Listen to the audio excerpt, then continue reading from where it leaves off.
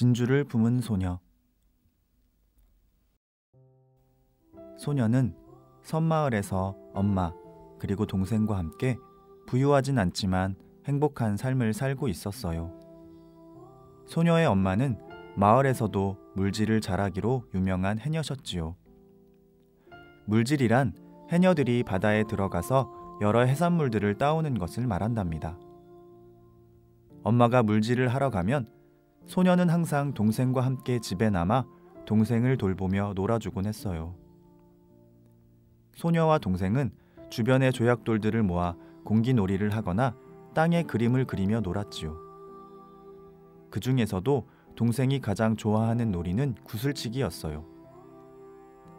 어느 날 소녀가 이웃의 친구에게서 구슬을 몇 개 얻어왔는데 가지고 놀 수 있는 아무런 장난감도 없었던 동생에게는 구슬이 매우 신기하고 재미있는 놀이거리가 되어 주었어요.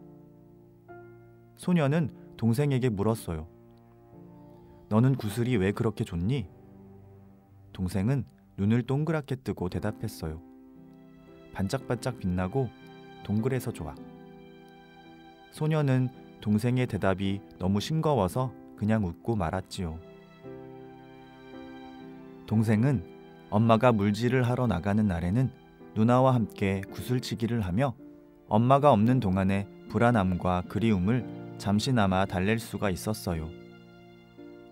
그러나 이제 소녀는 더 이상 동생과 함께 놀아줄 수가 없게 되었어요.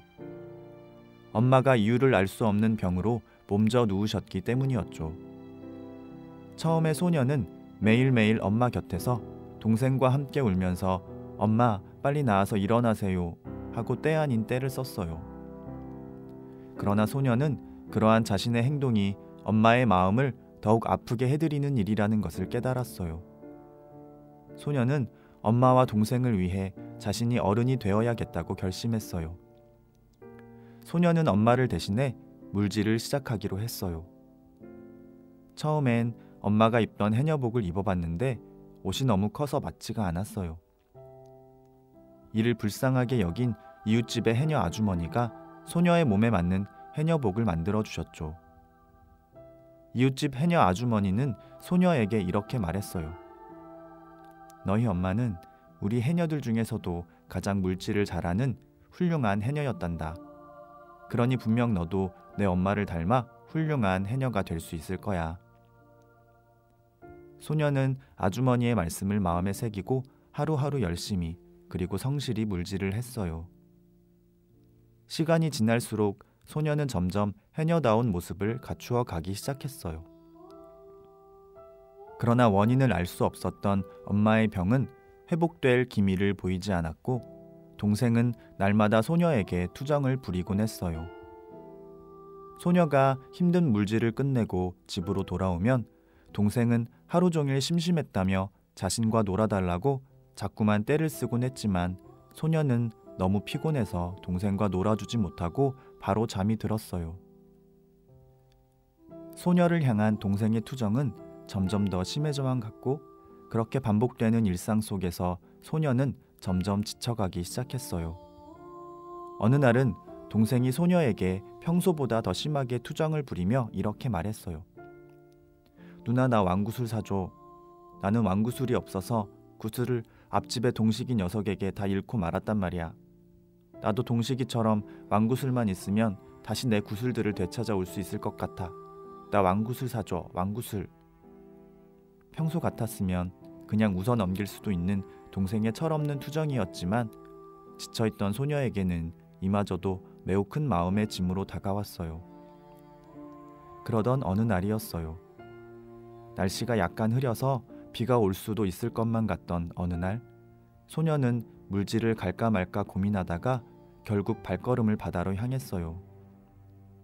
소녀는 여느 때와 마찬가지로 해녀복을 갈아입고 해산물을 담을 그물 바구니를 안을 채 바다로 들어갔어요. 바닷속 세상은 바다 밖의 세상과는 전혀 다른 세상이었기 때문에 물질을 하는 동안에는 물 밖에서의 고민은 잠시 내려놓을 수 있었어요. 소녀는 해산물을 따는 일에만 집중을 하며 열심히 물질을 했어요. 그런데 점점 물살이 거세지는 것이 느껴졌어요. 아마 비가 오고 있는 모양이었어요. 소녀는 오늘은 물질을 조금만 하고 일찍 들어가야겠다고 생각했어요. 열심히 해산물을 따던 소녀가 이제 얼른 물 밖으로 나가야겠다고 생각한 순간 큰 물살이 소녀를 뒤덮었어요. 소녀는 점점 정신이 아득해지는 것을 느꼈어요. 소녀는 꿈을 꾸었어요. 소녀는 아름다운 바닷속에서 평안을 누리며 사는 조개가 되어 있었어요. 소녀의 곁에는 아름다운 산호초들이 노래를 부르고 있었고 해파리들이 소녀를 둘러싸고 춤을 추며 놀았어요. 조개가 된 소녀는 바닷속 해산물들과 함께 즐겁게 이야기를 나누며 행복한 시간을 보내고 있었죠. 그러다 갑자기 바닷속 물결이 심하게 일렁이더니 조개가 된 소녀를 이리저리 흔들기 시작했어요. 그러다가 조개가 된 소녀의 입안으로 무엇인지 알 수 없는 뼈조각 같은 것이 들어와 푹 하고 박혔어요. 조개가 된 소녀는 너무 아파서 이것을 뱉어내고 싶었지만 그럴 수가 없었어요. 소녀는 엉엉 울었어요. 그러나 아무리 울어도 소용이 없었어요. 이제 소녀는 그 고통을 자신의 것으로 잠잠히 받아들였어요. 그렇게 소녀는 그 뼈조각을 자신의 몸의 일부로 삼고 자신을 찌르는 그 아픔과 눈물을 마음속으로 삼키고 또 삼켰어요. 오랜 시간이 지난 후 소녀는 그 뼈조각이 정말 자신의 몸의 일부가 되었다는 것을 깨달았어요. 그 뼈조각과 그로 인한 상처와 고통들이 오랜 시간 함께 어우러져서 반짝반짝 빛나는 진주가 되어 있었던 거예요. 소녀는 진주를 품은 조개가 된 자신의 모습을 바라보며 꿈에서 깨어났어요. 얘야, 이제 정신이 좀 드니? 소녀가 눈을 뜨자 이웃의 해녀 아주머니가 걱정스러운 얼굴로 소녀를 바라보고 있었어요. 소녀는 가느다란 목소리로 물었어요. 아주머니, 제가 어떻게 된 건가요? 이웃집 해녀 아주머니는 대답했어요. 어떻게 되긴, 파도에 밀려와 바닷가에 쓰러져 있는 너를 내가 발견해서 이렇게 깨운 거지. 처음엔 네가 죽은 줄 알고 깜짝 놀랐단다. 깨어나서 천만다행이지 뭐니. 근데 어쩜 너는 이런 상황에서도 바구니를 손에 꼭 잡고 놓치질 않았니? 소녀는 그제서야 자신이 그물 바구니를 손에 꼭 쥔 채로 쓰러져 있었다는 사실을 깨달았어요. 바구니 속에는 이런저런 해산물들과 크고 작은 조개들이 담겨 있었어요. 소녀는 점점 정신이 맑아오는 것을 느끼며 아주머니에게 감사 인사를 한 후 집으로 돌아왔어요. 집에는 동생이 처마에 앉아 뾰루퉁한 얼굴로 소녀를 기다리고 있다가 지쳐있는 누나의 표정을 보고는 슬며시 다가와 바구니를 대신 들어주었어요. 가끔씩 있는 일이지만 동생의 마음이 내킬 때면 바구니 속 해산물들을 꺼내고 정리하는 일들을 도와줄 때가 있었는데 오늘이 동생에게 그런 마음이 든 날인 모양이에요. 소녀는 처마에 털썩 주저앉았다가 그대로 그 자리에 누웠어요. 그리고 하늘을 바라보았어요.